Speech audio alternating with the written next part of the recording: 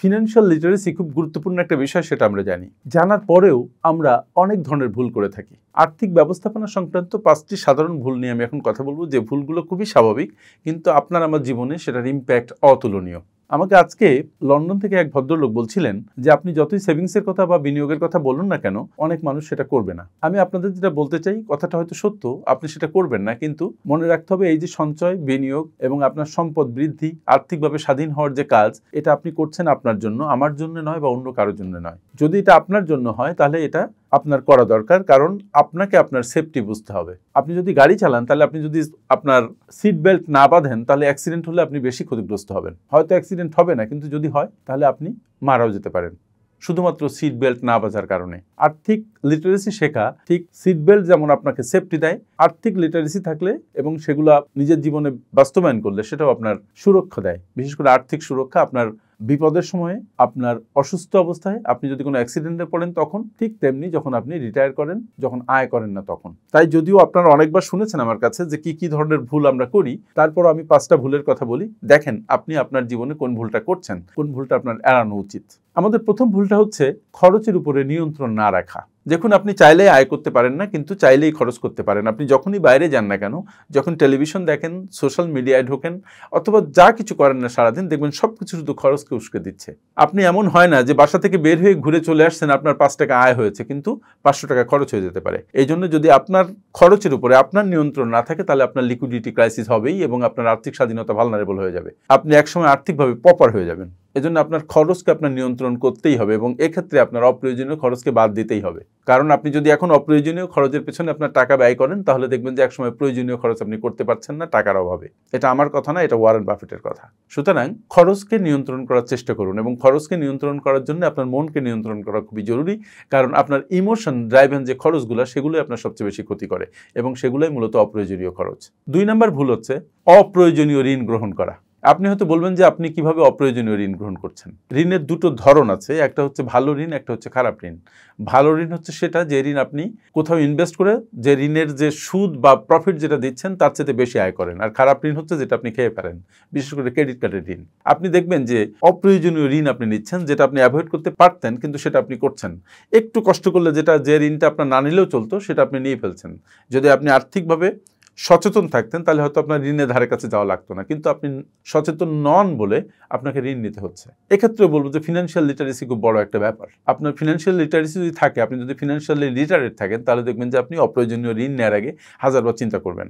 একটু কষ্ট হোক, কিন্তু ঋণ থেকে দূরে থাকুন। কিন্তু যদি এমন হয় যে প্রচণ্ডভাবে আপনার দরকার, আপনার জীবন সংহারের প্রশ্ন দেখা দিছে, এমন একটা অসুখ হয়েছে, আপনার ইমার্জেন্সি ফান্ড নেই, আপনার ঋণ দরকার, সেক্ষেত্রে কিছু করার নেই, সেক্ষেত্রে হয়তো নিতে হবে। কিন্তু আপনি যদি আগে থেকে কেয়ারফুল হন, তাহলে এই ধরনের ঋণ না নিয়েও আপনি পারবেন, কারণ আপনার এমার্জেন্সি ফান্ড থাকবে for 6 months to 12 months. Emergency fund গঠন করুন, আপনার অপ্রয়োজনীয় ঋণ নেওয়া লাগবে না। 3 নম্বর ভুল। 3 নম্বর আর্থিক ভুল হচ্ছে সঞ্চয়ের অভাব। আপনি যখন প্রচুর আয় করছেন এবং প্রচুর খরচ করছেন, তখন আপনার সঞ্চয় হচ্ছে না, এবং এই সঞ্চয় না থাকা, এটা আপনার জন্য, আপনার জীবনকে ভালনারেবল করার জন্য বড় একটা কারণ হয়ে দেখা দিতে পারে। প্রতি মাসে আপনি 50,000 টাকা আয় করছেন, আপনি 55,000 টাকা খরচ করছেন, মানে আগের সঞ্চয় আপনি ভাঙছেন অথবা লোন করে আপনি চলছেন। কিন্তু যদি এমন হয় যে 50,000 টাকা আয় করে আপনি 5,000 টাকা একপাশে সরিয়ে রাখলেন, তাহলে 45,000 টাকায় ঠিক আপনি চলতে পারবেন। কিন্তু এটা আমাদের মগজের মধ্যে থাকে না। আমরা মনে করি যে পরিমাণ টাকা আমি আয় করছি, তার থেকে খরচ করার পরে যদি কিছু টাকা অবশিষ্ট থাকে, আমরা সেটা সঞ্চয় করব। Don't do it. রাদার বেতন হাতে পাওয়ার আগে আপনি আপনার 10 to 20% সঞ্চয় আগে করে নিন, বাকি যে টাকাটা থাকে সেটা খরচ করুন। দরকার হলে আপনি অটোমেটেড সঞ্চয়ের ব্যবস্থা করুন, যে আপনার যে অ্যাকাউন্টে টাকা ঢুকবে, সেই অ্যাকাউন্ট থেকে অটোমেটিক্যালি একটা পার্সেন্টেজ ডিডাক্ট হয়ে অন্য অ্যাকাউন্টে জমা হবে। আপনি বুঝুন আর না বুঝুন, সঞ্চয় আপনার জন্য একটা রক্ষা কবচের মতো। আপনি যদি আজকে সঞ্চয় না করেন, কালকে বিপদে পড়েন, আপনার রক্ষা করার কেউ নেই, আপনাকে ঋণগ্রস্ত হতে হবে। বাট আপনি যদি একটু কেয়ারফুল থাকেন, তাহলে কেন আপনি ঋণের ধারে কাছে যাবেন? আপনার টাকা আপনি খরচ করবেন। এজন্যও emergency fund is a very vital thing. আর যদি আর্থিক স্বাধীনতা চান, তাহলে সঞ্চয়ের কোনো বিকল্প নেই। You need to keep it in your mind. 4 number ভুল। 4 নম্বর ভুল হচ্ছে অর্থ ব্যবস্থাপনায় কোনো পরিকল্পনা না থাকা। আমরা অনেকে মনে করি যে ঠিক আছে, আমি ফিনান্সিয়াল লিটারেসি বুঝি, আমি জানি যে আমি সঞ্চয় করতে হবে, বিনিয়োগ করতে হবে, রিটায়ার করতে হবে, এটা জানি, কিন্তু সঠিক কোনো রোড ম্যাপ আমরা তৈরি করি না। যে আমার বয়স যদি এখন 30 হয় তাহলে 60 বছর বয়সে আমার কত টাকা দরকার, আমি 60 বছর বয়সে যে কি করতে চাই, তার জন্য আমার একটা লক্ষ্য নির্দিষ্ট করে আমার একটা রোড ম্যাপ তৈরি করতে হবে যে ওই পথে আমি কিভাবে যাব। মাথায় রাখতে হবে টাকা পরিকল্পনা ছাড়া আপনি বাড়াতে পারবেন না। আপনি যদি শুধু সঞ্চয় করেন তাহলে ইনফ্লেশনে আপনার টাকা খেয়ে ফেলবে, কিন্তু যদি বিনিয়োগ করেন তাহলে সেই বিনিয়োগ আপনার ইনফ্লেশনকে বিট করতে পারে। ইনফ্লেশনের মানে হচ্ছে যদি 10% ইনফ্লেশন হয় তাহলে এখনকার 100 টাকা 1 বছর পরে 110 টাকার সমান। কোনো জায়গায় যদি আপনি 10% রেটে সঞ্চয় করেন তাহলে 1 বছর পরে 100 টাকা 110 টাকাই পাবেন, তাহলে এটা সমান সমান হয়ে গেল। কিন্তু যদি 120 টাকা পেতে পারেন তাহলে সেটা আপনার ইনফ্লেশনকে বিট করলো এবং বিনিয়োগেই সেটা সম্ভব। সুতরাং আপনার যদি সঞ্চয় না থাকে, বিনিয়োগ না থাকে, আর্থিক কোনো পরিকল্পনা না থাকে, তাহলে আপনার কোনো রোড ম্যাপই থাকলো না, তাহলে আপনি সামনে যাবেন কিভাবে? ধরেন আপনি সারা জীবন 500 টাকা করে মাসে মাসে সঞ্চয় করছেন, হ্যাঁ বাড়ছে বটে, কিন্তু এটা কিন্তু ইনফ্লেশনকে বিট করছে না। তার মানে শুধু সঞ্চয় বিনিয়োগ করলে হবে না, আপনার একটা আর্থিক পরিকল্পনা থাকতে হবে, আপনার একটা প্রপার রোড ম্যাপ থাকতে হবে টু রিচ ইউর ডেস্টিনেশন। আর 5 নাম্বার ভুল যেটা, সেটা হচ্ছে বিনিয়োগের প্রতি অবহেলা। একটু আগেই আমি সঞ্চয় বিনিয়োগ নিয়ে কথা বলেছি। বিনিয়োগ খুব ট্রিকি একটা বিষয় এবং খুবই দরকারি বিষয়। আপনি যদি সম্পদশালী হতে চান তাহলে আপনাকে বিনিয়োগকারী হতে হবে। বিনিয়োগের অনেকগুলো ক্ষেত্র বাংলাদেশে আছে, কিন্তু বিদেশের মতো অনেক কিছু নেই।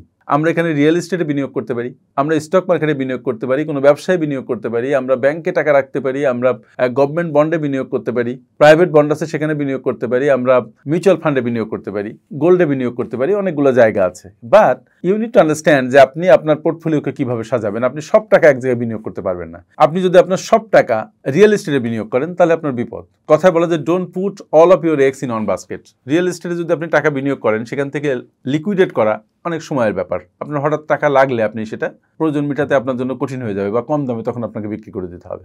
সো আপনার পোর্টফোলিওকে এমনভাবে সাজাবেন এটার জন্য ব্যালেন্সড একটা পোর্টফোলিও হয়। কিছু টাকা স্টক মার্কেটে, কিছু টাকা ব্যাংকে, কিছু টাকা বন্ডে, কিছু টাকা রিয়েল এস্টেটে, কিছু টাকা গোল্ডে, এইভাবে আপনাকে বিনিয়োগ করতে হবে। এবং বিনিয়োগের প্রতি অবহেলা এটা একটা বড় ভুল। এবং বিনিয়োগ করতে হলে আপনার শিখে করতে হবে। You need to understand what investment is, where to invest. বিনিয়োগ নিয়ে আগে পড়াশোনা করবেন, বিনিয়োগ নিয়ে সেমিনারে অ্যাটেন্ড করবেন, কোর্সে অংশগ্রহণ করবেন, তারপরে আপনি নিজের মাথার মধ্যে বিনিয়োগ সংক্রান্ত একটা ছবি পাবেন, শিক্ষা পাবেন। সেই শিক্ষাকে কাজে লাগিয়ে আপনার বিনিয়োগটা আপনি করবেন। আপনি তখন বুঝতে পারবেন কোথায় বিনিয়োগ করতে হবে, কোথায় করতে হবে না। সুতরাং বিনিয়োগকে যখন যারা অবহেলা করে তারা জীবনে চরম একটা ভুল করেন। আপনারা অনেকেই আর্থিক লিটারেসি থাকা সত্ত্বেও অনেকগুলো ভুল করেন, সেই ভুলগুলো আমি আলাপ করেছি। সে ভুলগুলো নাম্বার 1 হচ্ছে খরচের উপরে নিয়ন্ত্রণ না থাকে, নাম্বার 2 হচ্ছে অপ্রয়োজনীয় ঋণ গ্রহণ করা, নাম্বার 3 হচ্ছে সঞ্চয়ের অভাব, নাম্বার 4 হচ্ছে সঠিক আর্থিক পরিকল্পনা না থাকা এবং নাম্বার 5 হচ্ছে বিনিয়োগের প্রতি অবহেলা। এই সাধারণ ভুলগুলো থেকে যদি আপনারা বেরিয়ে আসতে পারেন তাহলে দেখবেন যে আপনার ফিনান্সিয়াল লাইফ সুন্দর হচ্ছে, আপনি আর্থিকভাবে খুব দ্রুত সফল হতে পারছেন। থ্যাংক ইউ ভেরি মাচ আমার সাথে এতক্ষণ থাকার জন্য। আপনারা যারা বিশ্বমানের project profile, company profile, project feasibility, market survey, business and marketing plan এবং ওয়েবসাইট তৈরি করতে চান তারা আজই যোগাযোগ করুন আমাদের সাথে। FinPower Leadership International, a finance and business consulting firm.